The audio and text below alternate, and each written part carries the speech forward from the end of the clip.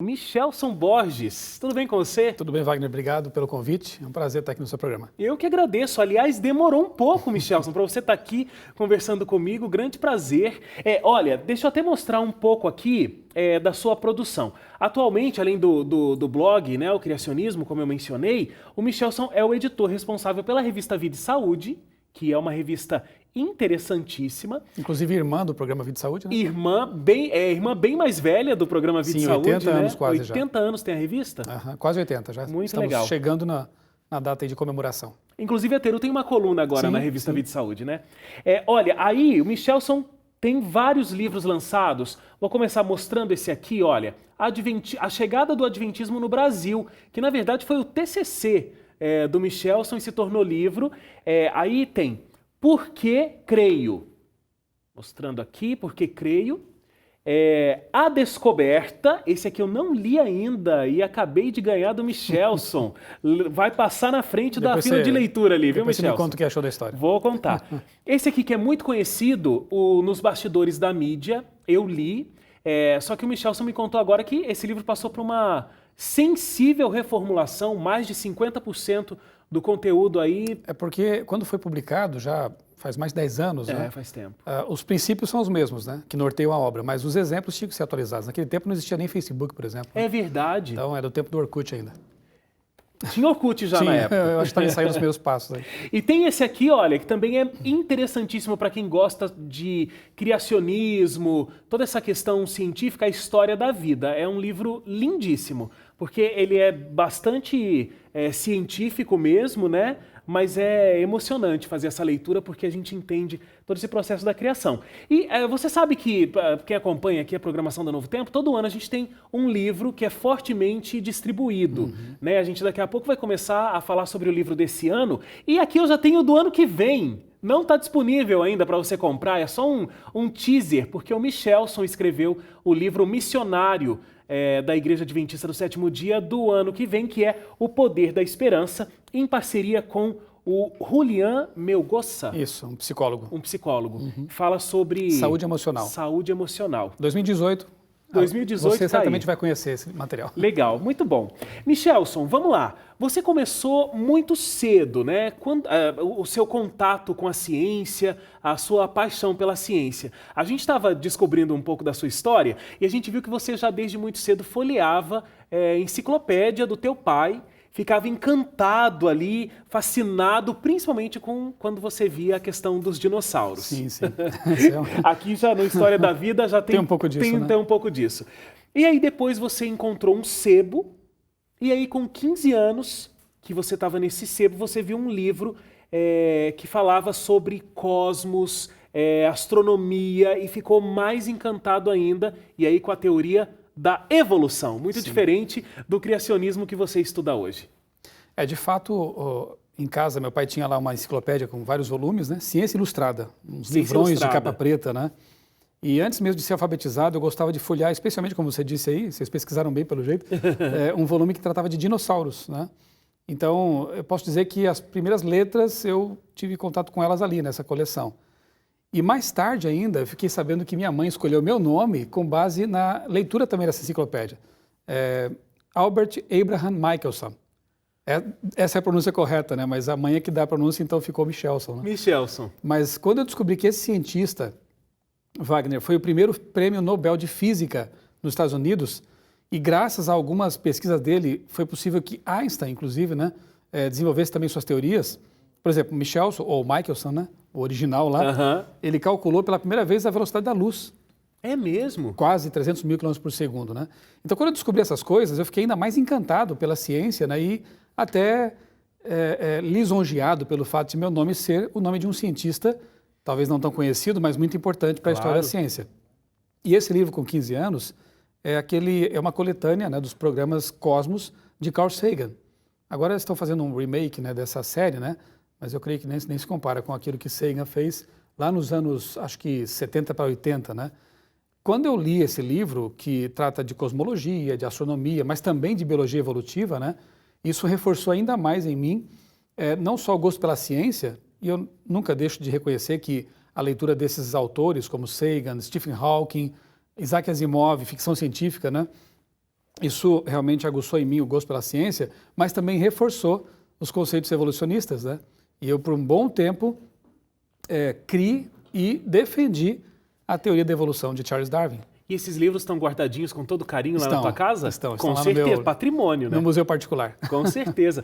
Agora, embora você tenha desde cedo se envolvido profundamente com a teoria evolucionista, também não muito tarde, né? Você estava no ensino médio e uma pessoa criacionista começou a desafiar os seus conceitos. Como é que foi isso? Foi uma época assim bem interessante, marcante para mim, porque eu fazia o curso de Química, né? A minha intenção inicialmente era fazer talvez faculdade de Biologia, até astronomia eu pensei em fazer, mas produzindo um jornalzinho para o colégio, eu descobri que eu gostava mesmo era de escrever. Olha, esses jornalzinhos dos colégios... Fazem diferença na vida dos jornalistas. Fazem diferença de muita né? gente. Foi um jornalzinho de colégio. Estava entrevistando Daniel Lidick esses dias. Mesma foi coisa. Um jornalzinho de colégio. Muita gente que eu conheço foi esse jornalzinho do colégio. E ele é que te desviou do caminho da ciência. Um pouco, né? Porque a ideia era fazer depois jornalismo e, quem sabe, me especializar em ciência. Claro. Jornalismo científico, né? E eu sonhava, quem sabe, trabalhar para revistas, né, científicas no Brasil ou fora, enfim. Só que, quando eu conheci esse espécime raro chamado criacionista, no ensino médio, e ele começou a me confrontar, né, com perguntas, com questionamentos. Era um professor? Era um colega de classe. Ah, um colega de classe. Um adventista muito estudioso. Então, assim, ele conhecia os dois lados, né, tanto o criacionismo quanto o evolucionismo, e eu estava em desvantagem em relação a ele, porque eu não sabia nem que existisse algo chamado criacionismo. Então, nessa ocasião, eu lembro, Wagner, que eu tive um sentimento assim ambivalente, né? Ao mesmo tempo que eu fiquei feliz de perceber que era possível harmonizar a boa ciência com a boa teologia, porque eu também sempre gostei de ler a Bíblia, de conhecer, né, as histórias da Bíblia, embora não fosse realmente assim, na minha infância, tão engajado na igreja que eu pertencia anteriormente, mas eu queria, sempre tentei harmonizar, né, a ideia de Deus com o Big Bang, por exemplo, de Deus com a ciência, né, e havia alguns conflitos que não se encaixavam em minha cabeça. Então você não lia a Bíblia achando que era só uma literatura ou só não, uma curiosamente história. eu já tinha a noção de que era um livro especial. E você queria casar as duas coisas. Sim. O que você lia na ciência e o que você lia na já Bíblia. Já tinha algo dentro de mim querendo harmonizar essas duas facetas, né? Mas eu não conseguia. Por quê? Porque a gente sabe, hoje eu sei que a macroevolução e a boa interpretação da Bíblia, a hermenêutica correta, não tem como você harmonizar. Cria uma teoria híbrida muito complicada, né? Muito confusa. Hoje eu sei disso, mas naquele tempo eu não sabia. Claro. E então eu fiquei feliz ao perceber que o criacionismo é uma harmonização muito boa desses dois aspectos, da boa ciência, da ciência correta com a teologia bíblica, mas também fiquei chateado. Por quê? Desde a minha infância eu sempre estudei em escolas públicas, né?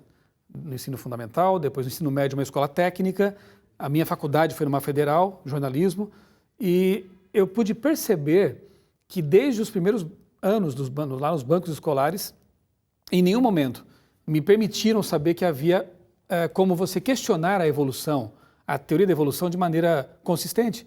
Eu sempre achei, fui doutrinado nesse sentido, de que só havia uma versão para explicar as origens. E então agora no ensino médio eu percebi que não era bem assim. Pois é, isso é tão complicado, né? Porque a evolução, ela é vista como ciência, o criacionismo... Alguns aspectos até são, né? Claro. Mas assim, o modelo todo em si, por isso que eu falei macroevolução, né? Não é científico, porque quando você lida com os primórdios da vida, lá o mundo, a Terra primordial, isso não é ciência empírica, você não pode testar, você não pode observar, isso é filosofia. Mas ela ganha uma fama, ela ganha uma notoriedade de ciência, enquanto o criacionismo parece que mera algo religião, de quem tem religião, de quem tem fé. E não é isso, o criacionismo também é ciência. Também, né? E justamente esse é o ponto que a gente procura como criacionistas destacar, né? Embora o criacionismo ele tenha uma componente filosófica ou metafísica, né? Como queiram falar, que é justamente a ideia de que Deus criou, de que há um Deus e de que o livro de Gênesis é esse livro texto criacionista, né? Há também aspectos científicos, né? Você pode, por exemplo, investigar a natureza e perceber se ali existem evidências de design inteligente ou não. Você pode investigar a coluna geológica para perceber se os fósseis indicam transição lenta e gradual ou se eles são realmente perfeitamente formados como peixes, mamíferos, répteis, aves e assim por diante. Há detalhes na natureza que você pode investigar com a lente do criacionismo. assim também como se pode fazer com o evolucionismo, né? Então, se a gente deixasse de lado aquilo que é filosófico nesses modelos, talvez o diálogo fosse mais proveitoso, porque a gente pode ir à natureza ou ao laboratório e verificar, isso que estamos observando está mais de acordo com aquele modelo ou com este modelo, né? O problema é que o lado filosófico geralmente contamina as discussões, né? Isso aí atrapalha bastante. Bom, e aí então, você tem todo um trabalho de divulgação científica do criacionismo. Acabei realizando meu sonho, de certa Realizou forma, um sonho né? no final da história, com certeza. E aí o blog se chama Criacionismo. Inclusive é criacionismo.com.br. Você teve a esperteza de registrar esse nome rapidinho. Eu não sei, Wagner, se foi esperteza ou se foi alguma iluminação divina, porque 2005, eu me lembro que nessa época poucos jornalistas usavam esse instrumento, blog, essa ferramenta, né? Eu acho que alguns na área de política, eu lembro que o Noblar já tinha um blog e tal, mas poucos, né? E muito menos na área religiosa ou científica. E eu pensei, eu vou registrar esse domínio, quem sabe um dia eu posso usá-lo, né? E aí fui lá e estava livre, né? Lógico, há tanto tempo atrás, né? Há mais de 10 anos, criacionismo.com.br. Eu fico pensando hoje em dia se pessoas mal intencionadas tivessem feito isso, né? Pois é. E usado esse domínio de forma também mal intencionada. Então eu registrei, depois de um tempo eu comecei a experimentar a ferramenta blog, mais como um arquivo meu pessoal, quem sabe colocar lá conteúdos, deixar guardados, mas começou a ter acessos, foi crescendo e quase fugiu do meu controle, né, digamos assim, e eu pude então direcionar esse domínio para aquele blog, que é um trabalho voluntário, né? O meu trabalho realmente é com a vida e saúde, né, na Casa Publicadora Brasileira, e o blog é quase que um passatempo, né? Agora é um passatempo que deu muito certo, né? Graças Porque a Deus. É um grande serviço. Cada vez que a gente tem uma notícia saindo, tem uma informação que gera aquela dúvida, mas isso significa o quê dentro da nossa cosmovisão? Você sempre vem com um artigo muito pontual, esclarecendo, aprofundando o assunto. Como é que funciona o processo de produção, mais ou menos, disso, Michelson? Ok. Primeiro você tem que estar disposto a dormir pouco, né? Eu imagino, porque dá trabalho, Mas aqui né? também entra uma contradição, porque na vida de saúde a gente prega que temos que descansar bem. Olha, você vai ter que escolher aí. Não, mas olha só, Wagner, o que acontece é algo bem legal. Eu não preciso necessariamente estar preocupado todo dia em garimpar informações, porque ao longo desses anos acabou sendo criada, né? Eu não vou dizer que surgiu, porque eu não sou evolucionista mais, mas acabou sendo criada uma rede de colaboradores anônimos até. Então, todos os dias eu recebo mensagens ou e-mails de pessoas que acompanham meu trabalho e que dizem mais ou menos assim, hoje eu recebi mais 2, né? Eu vou postar alguma coisa essa semana, dizendo assim, você viu tal notícia lá no portal esse? Você viu isso que saiu lá na Science? Você viu isso que saiu no New York Times, né? E aí eu não preciso ir atrás, né? Os links me são enviados. Você tem aí os seus produtores. É muito legal isso aí, né? Assim, eu agradeço a todos eles, eu não sei quantos são, nem quem são, alguns eu sei, né? Mas assim, é um trabalho bem legal. E isso me poupa realmente muito trabalho de pesquisa. Outra coisa que alguns não compreendem, mas eu fui obrigado a fazer, meu blog não permite comentários. Eu não habilitei essa função, porque eu tenho família, eu tenho meu trabalho, eu tenho minha saúde, e era complicado interagir com tantas pessoas, né? Não que eu não interaja por e-mail ou por outros canais, mas ali era difícil. Então, eu até peço desculpa por isso, não sou o único blogueiro, jornalista que tem esse posicionamento, né? Mas assim, eu faço o que eu posso, né? Claro. E o que eu posso é isso aí. Por falar em receber essas mensagens, tem esse lado positivo de você ter, inclusive, uma ajuda para produzir esse conteúdo, mas eu imagino que você também receba muitas críticas. Porque não é um assunto tranquilo, né? Existe uma divergência muito grande, inclusive argumentos de cientistas, estudiosos, então coisas profundas. Como é que você lida com esse tipo de crítica? Já perdi mais noites de sono no passado, né? Agora, assim, você que é da comunicação sabe também que a gente que se atreve a querer ajudar as pessoas a formar uma opinião tem que estar disposto a ouvir opiniões também, né? É um caminho de mão dupla aí, né? Então eu recebo mesmo, né, críticas de ateus, de pessoas de outras religiões, o que é normal. Eu sou um defensor da liberdade de expressão, né? E sempre serei, e acho que isso faz parte, né? Você se expõe, você também tem que receber Isso me ajudou, inclusive, Wagner, a refinar muitos argumentos, muitas ideias, né? O livro História da Vida que você mostrou ali, que já é a 2ª edição, né, também reformulada, ele passou por esse processo, né, de testagem de argumentos, né, de refinamento de argumentos, não é? E eu gosto de me envolver também em diálogos, não debates, diálogos construtivos com pessoas de outras cosmovisões, ateus e etc., agnósticos, né? Eu li um livro um tempo atrás de James Sire, cujo título é O Universo ao Lado. E o autor propõe que a gente, antes de falar sobre alguma coisa, tente compreender que o universo que ele compara é a cosmovisão do outro, né? Tente compreender como o outro pensa, para depois você, quem sabe, falar, você argumentar ou até contra-argumentar. Só que, para você compreender, você tem que ouvir. Você tem que estar disposto a um diálogo. E esse tempo todo de militância criacionista me ensinou também isso, né? E falta tanto isso hoje em dia, né? Não Muito. só com criacionismo e evolucionismo, mas tudo, política. Há muitos cães raivosos, né, nas redes nossa. sociais que já vêm atacando, já vêm usando de uma linguagem pesada. Não precisa fazer isso, né? Vamos ouvir mais e depois, quem sabe, opinar, né? E buscar dados, né? Mas nessa era do pós-fato, isso é muito complicado. Isso é muito falta de argumento, né? Então, a gente, quando não tem um argumento profundo, a gente parte para uma violência. Ou para o ad hominem, né? De atacar a pessoa e não as ideias. Exatamente. É complicado isso aí. Agora, Michelson, falando sobre essas críticas, eu não sabia dessa história, mas uma vez você foi convidado por uma professora de fisioterapia para fazer uma palestra lá na Universidade Federal de São Carlos. Sim. Quando você chegou lá, você teve uma surpresa. Tinha um pouco mais de gente do que estava previsto inicialmente. E quando você chegou lá, você percebeu que o pessoal estava lá realmente para contestar as suas ideias. Como é que foi esse momento? Olha, essa foi uma das situações mais traumáticas, talvez, nesses anos aí de defesa do criacionismo, né? Primeiramente, eu elogiei, naturalmente, que a postura da UFSCar, né, de abrir para o diálogo, né? A ideia era de que eu fosse falar para as alunas dessa minha amiga, que era professora de fisioterapia. Eram só 19. Quando eu chego lá, ela me conduz ao auditório do Centro de Biologia. Já achei meio estranho, né? E havia 50 pessoas na sala. A sala estava lotada.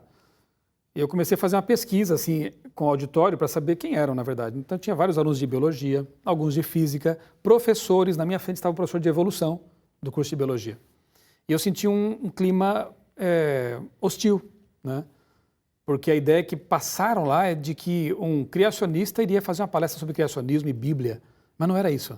Na verdade, o que eu me propus falar era sobre design inteligente, que não é um modelo religioso. Quem sabe em outro momento a gente fala sobre isso, né?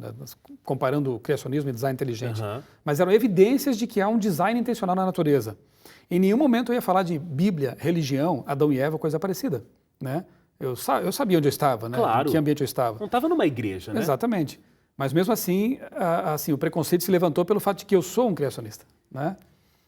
E eu percebi na primeira palestra, eram 3, eu falaria das 2 da tarde até umas 5, mais ou menos, eram 3 palestras na sequência, que a coisa não estava muito bem. Aí eu fui, no intervalo de uma palestra para outra, eu fui ao banheiro para orar. E lá eu pedi a Deus que me desse tranquilidade, calma, amor pela minha audiência, né? Com certeza.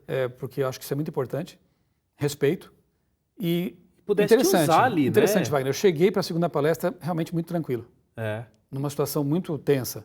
Estava tranquilo, sereno, apresentei a segunda palestra e fiz algo muito louco. Omiti a terceira e abri para debate. E aí foi interessante, eu percebi o circo pegando fogo lá, mas não necessariamente contra mim, mas eles mesmos se digladiando ali, né? O professor de física, o de biologia, se questionando. Eu achei legal, porque a academia é para isso, né? E sem querer eu acabei criando um ambiente de academia verdadeira, que é o debate universal de ideias, universidade, né? Michelson, eu quero te agradecer muito. Quero agradecer muito a tua presença. É uma história de vida muito interessante, porque os seus planos lá no início, completamente desconectados do criacionismo, e a tua vida foi acontecendo de um jeito que hoje você faz exatamente aquilo que você planejava antes, né? Então, que Deus possa continuar te abençoando para que a gente seja abençoado com a tua literatura. Olha quanta coisa, né, que você já produziu. Fora a quantidade de artigos que estão nas revistas e a quantidade de textos, artigos que estão presentes lá no blog Criacionismo, que é um grande serviço para a gente que acredita nessa mesma teoria e, por que não, nessa mesma fé que você. Então, muito obrigado pela presença. Eu espero que você volte mais vezes, porque tem muito assunto para a gente conversar ainda. Obrigado, Wagner. Foi um prazer, um privilégio realmente estar com você aqui. E que Deus também continue abençoando o seu programa, a sua atuação, que também é muito importante como um comunicador do Reino de Deus. Eu agradeço. Muito obrigado, Michelson.